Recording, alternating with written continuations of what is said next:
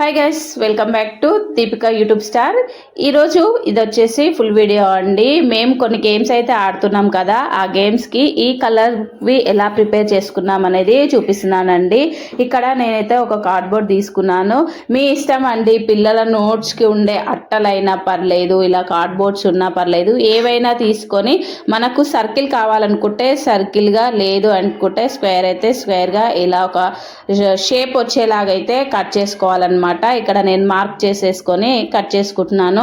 ఇక్కడ ఐటమ్స్ పెద్దగా నేనైతే ఏమి కూడా కొనలేదండి. కలర్ పేపర్స్, గమ్ మాత్రమే తీసుకున్నాను. ఈ కార్డ్బోర్డు అప్పుడు ఇప్పుడు మనం ఇంట్లోకి ఏదో ఒకటి తెస్తూ ఉంటాం కాబట్టి అప్పుడు మిగిలినవన్నీ కూడా పక్కన పెట్టేసుకున్నాము. ఇలా కట్ చేసుకున్న ఈ కార్డ్బోర్డ్కి అయితే ఇప్పుడు మనము గమ్ మొత్తం కూడా అప్లై చేసుకోవాలి.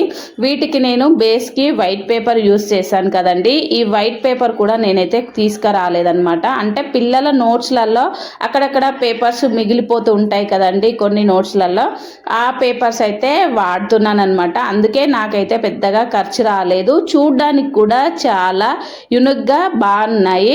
ఇలా అయితే గమ్ మొత్తం అప్లై చేసిన తర్వాత ఈ వైట్ పేపర్లో పెట్టేసుకొని ఈ చుట్టూ కూడా వీడియోలో చూపిస్తున్న విధంగా అయితే మనం ఇలా ఫోల్డ్ అయితే చేసుకోవాలి. అవసరమైతే పైనుంచి కూడా కొంచెం గమ్ అనేది అంటించండి. నేను అంటించి పెడుతున్నాను. మీరు కూడా గమ్ అనేది అప్లై చేస్తే పేపర్ అనేది లేవదండి. ఇప్పుడు టూ సైడ్స్ కూడా కరెక్ట్గా చూసుకొని ఒకవైపు పేపరు అడ్జస్ట్ చేసుకుంటూ పేపర్ అయితే కట్ చేసుకోవాలి. ఎందుకు అంటే ఎక్కువ పేపర్ ఎక్కువ ఉందనుకో ఫోల్డింగ్ అనేది మందంగా వస్తుంది. ఈవెన్గా రావాలంటే ఒక సైడు ఆ కార్డ్బోర్డ్కి ఏదైతే స్క్వేర్ తీసుకున్నామో ఆ స్క్వేర్కి ఈక్వల్గా కట్ చేసుకొని ఎక్కువగా ఉన్న ఒక పేపర్ని ఇలా పైనుంచి అయితే గమ్ పెట్టి అతికించాలన్నమాట.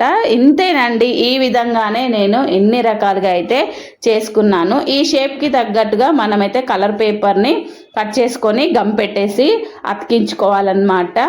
సో ఇలాంటి వీడియోస్ మీకు కావాలంటే నా కామెంట్ సెక్షన్లో అయితే కామెంట్ చేయండి. ఈ వీడియో కనుక మీకు ఎట్లా అనిపించిందో ఒకసారి నాకైతే కామెంట్ చేయండి ఫ్రెండ్స్. ఇలా చుట్టూ కూడా గమ్ అప్లై చేసుకొని దీన్ని మనం ఏదైతే ప్రిపేర్ చేసుకున్నామో దానిపైన పెట్టి అంటించడమేనండి. చూస్తున్నారు కదా, ఎంతో బాగుంది కదా. ఇలాంటివి మన పిల్లలకు ఇంట్లో మనం ప్రిపేర్ చేసి ఇచ్చినట్లయితే ఆడుకోవడానికి బాగుంటుందండి. ఇలా నేను ఇవన్నీ కూడా ప్రిపేర్ చేసుకున్నాను అనమాట. Like, share, subscribe.